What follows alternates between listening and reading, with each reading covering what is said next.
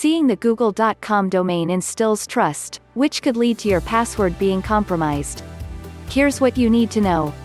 Cybercriminals will use any and every means possible to win your trust before going in for the kill. Security researchers at Zimperium have today revealed how that includes leveraging the trust that people have in the google.com domain. Here's what they found and what you need to do to mitigate your risk of having your password and other credentials stolen. Zimperium researchers have today published a report which reveals how cybercriminals have used a total of 265 Google Forms, part of Google Docs, while impersonating more than 25 brands, companies and government agencies.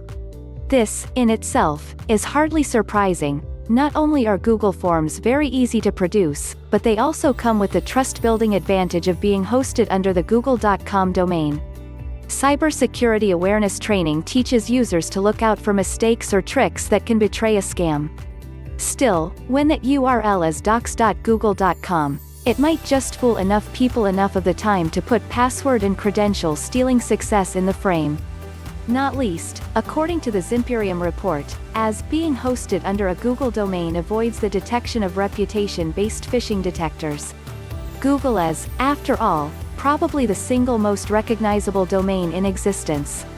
Throw in a valid security certificate for Google Forms, which pass the browser security test, and these cybercriminals are onto a winner, it seems. Again, cybersecurity awareness teaches us to look for the secure icon, but that's a mistake as all it actually does is tell you the connection is an encrypted HTTPS1. It does not and cannot indicate malicious intent. Just to add insult to injury, the browser will likely have all google.com domains whitelisted, so there won't be a deceptive site warning flagged up. Zimperium researchers found Google Forms purporting to be connected to various brands, including AT&T T, BT Group, Capital One COF, Citibank, the IRS, OneDrive, Outlook, Office 365, Swisscom, T-Mobile, Wells Fargo WFC and Yahoo. These forms used corporate branding to further instill trust in the recipient, although the mismatch between the supposed sender and the google.com domain should raise some suspicion. As, indeed, should the fact that the 265 forms that the researchers identified, asking for the submission of user credentials to log in, had a warning at the base stating, "Never submit passwords through Google Forms." That warning is automatically added by Google to every Google form created.